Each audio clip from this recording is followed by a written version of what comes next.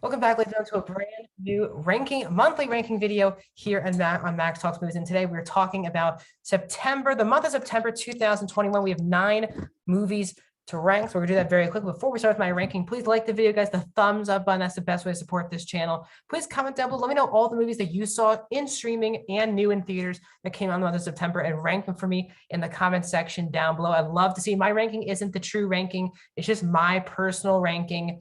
And also, please subscribe, ring the bell if you're new to the channel. These monthly rankings for every single month of the year. You can also do movie reviews, TV show reviews, streaming platform reviews, and more. So please subscribe, ring the bell. We're trying to get to 100 subscribers. As I just said, I've already done all 9 of these movies already in full to 7 to 10 minute videos already. So if you want to see my full in-depth analysis of the films in non-spoiler fashion, you'll get that in those videos. I'll leave a playlist at the end of the video for both my monthly rankings and my movie reviews of the year, so you can find all of these movies in full in-depth wise.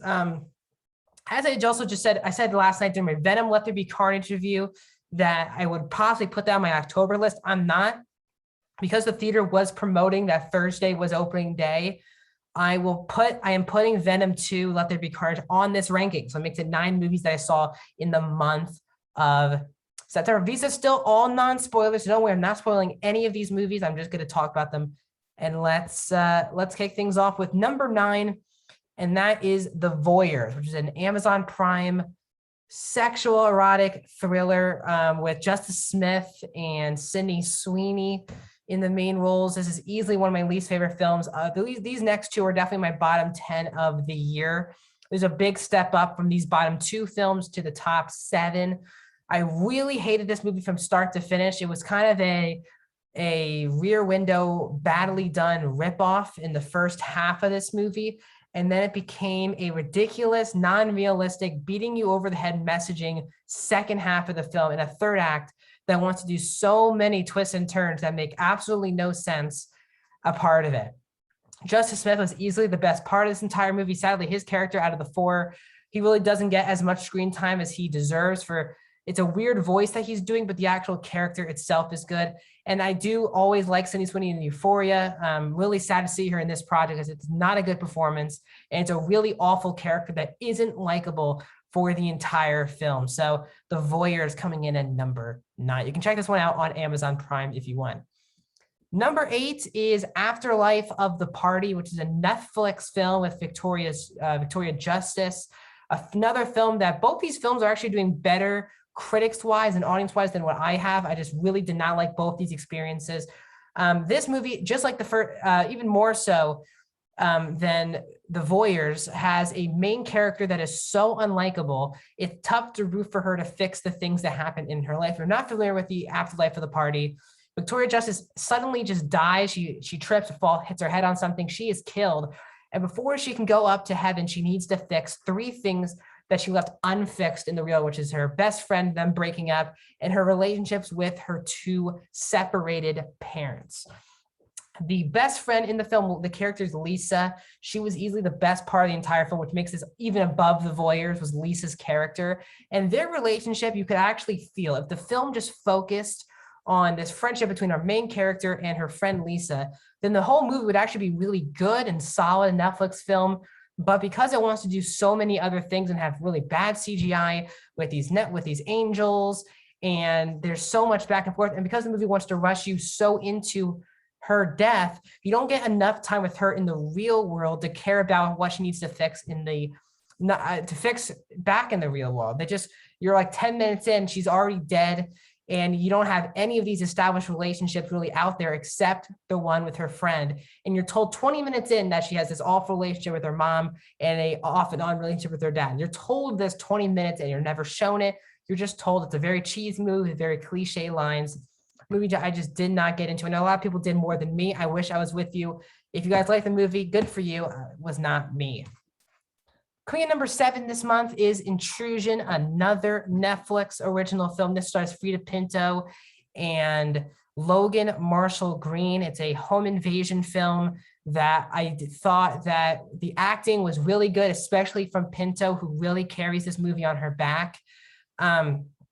with her emotion, the twists and turns you can kind of see coming a mile away. It was a very well-made movie with a beautiful scenery, really well acted from both leads. Really, even though you're never shown their relationship from the past 12 years, you can buy that Pinto and Marshall Green were married for 12 years based on the film. It was really great on-screen chemistry with each other.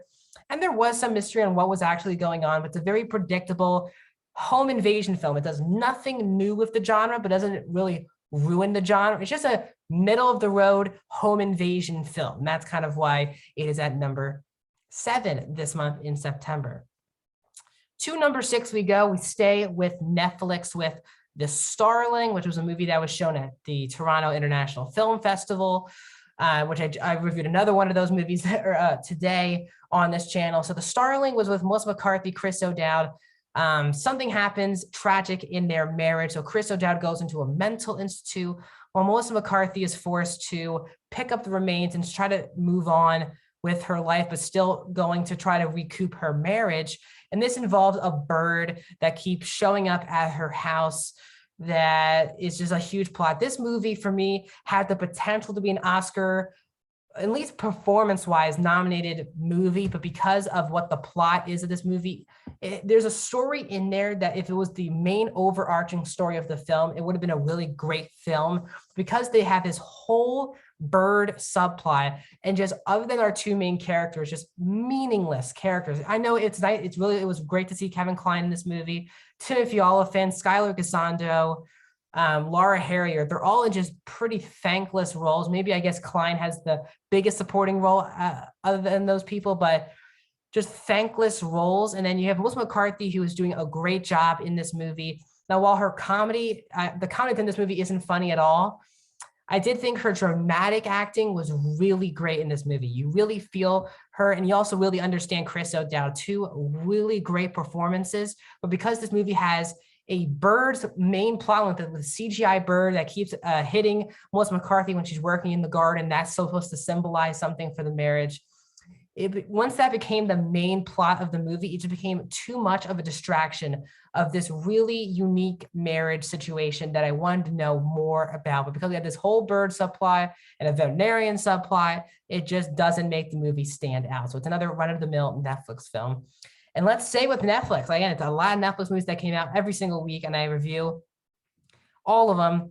Kate, one of 2 Woody Harrelson movies I'm reviewing this month that I saw this month. This was an average Netflix action film.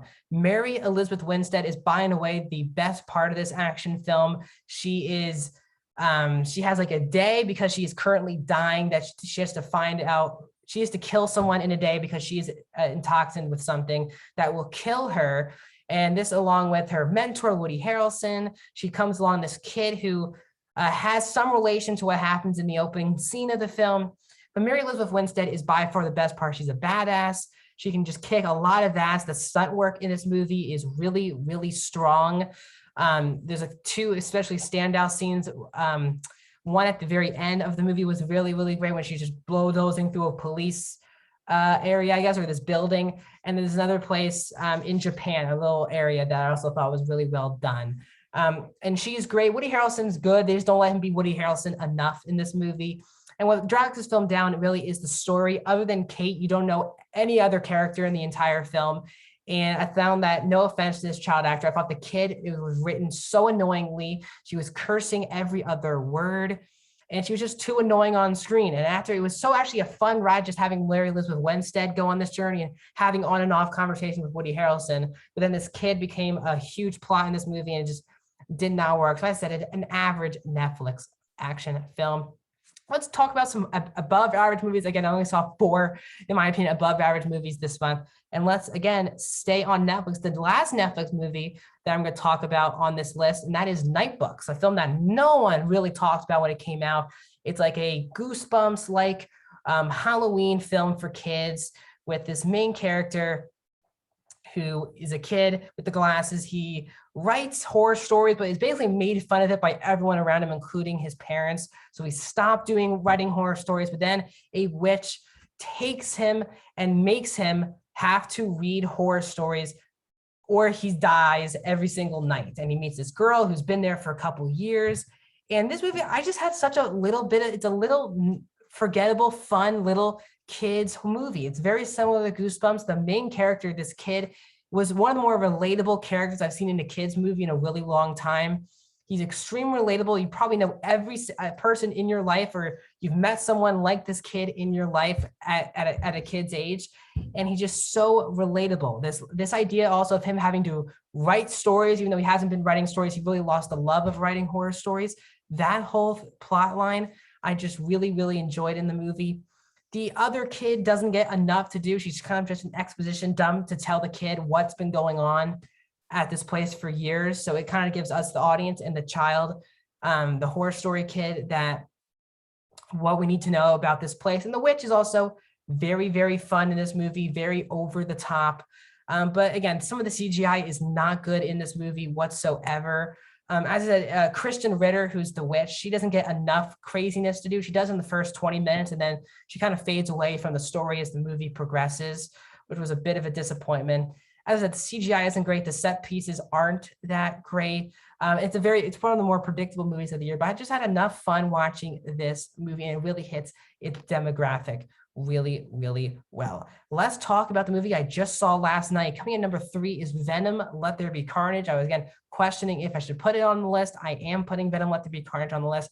I had a lot more fun in this movie than I did in the first one. Not saying this is a great movie, but it's a really fun ride, fun 90 minutes, including credits, of Eddie Brock and just letting Tom Hardy go. Tom Hardy's a producer on this movie. You can tell he clearly cares about the Venom Eddie Brock characters, and the back and forth between him doing the voice of Venom and also being Eddie Brock. He is having so much fun. You can tell he cares. It's a really great performance from both, dual performances from him.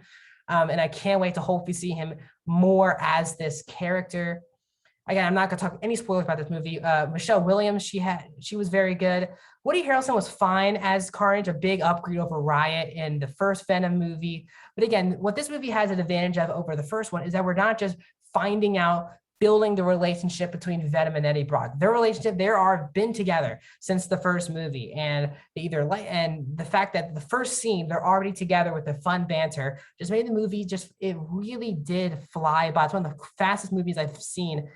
Felt like all year long. Stephen Graham was really good as a detective, really good action scenes that were much better done than the first film. The first film had a lot of scenes shot in dark, which didn't work with the colors of Venom or Riot. This time, the color scheme worked a lot better with the Venom character. The script really, again, isn't that great. I found the plot a bit plotless at points, especially for the Carnage character once he breaks out of the prison, as he's seen in the trailer. He kind of just wandering around, and Naomi Harris feels absolutely useless in this movie, just to be a love interest to Woody Harrelson. So I still had a really fun time with it. It's not a great superhero movie. It's not one of the best Spider-Man related superhero movies. The post-credit scene is as advertised. I still don't want to, I'm gonna have to do a whole video, I think on Monday, just breaking down the entire scene. I can't wait to talk about that in spoiler fashion, but that's Venom, Let There Be Carnage. In second place is a movie that no one saw in theaters, but I'm just really happy that I saw it, and that is Malignant. Malignant, I don't have the picture up right now. Malignant is number 2 on the list for me.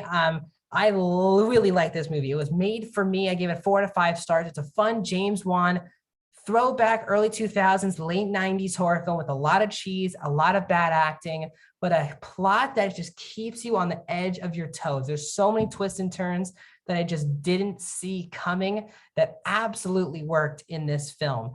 And James Wan did a masterful job directing. Amber Wallace was solid. She wasn't at the best. I think we could have had a more charismatic actress. I said there's some really bad acting in the first half of this movie. But once the plot happens and the action scenes start happening and the scares happen, James Wan knows what he's doing with his horror films. He's not just doing fake jump scares just to get you in the seats. He builds tension really, really beautifully. The twists and turns I really didn't see coming, and the third act is absolutely bonkers. So I had an absolute blast with Malignant. But coming in number 1 this week is Shang-Chi and the Legend of the Ten Rings. Is the number 1 movie for me of the month of September. Came out Labor Day, so the first week of September. Had an absolute blast of Shang-Chi and Legend of the Ten Rings. I think it's a really authentic superhero film which brought one of the best villains into the MCU, Wenwu, played by Tony Leung, who is easily top 10, maybe even top 5 Marvel villain thus far. Shang-Chi is an easy to like superhero who has a really interesting, fascinating relationship with both his sister and his father. You want to be in the world of Shang-Chi. The score is really great. You like all the characters. Awkwafina was really good to see here in this type of movie. There's a cameo that I also really enjoyed. The jokes worked for me for the most part. And the action choreography in the first 2 acts were absolutely fantastic. The hand-to-hand combat on the train and outside that fight club were absolutely mesmerizing to watch. If you guys haven't seen this in theaters yet, it will be coming to Disney Plus on November 12th. So you guys have to check out Shang-Chi.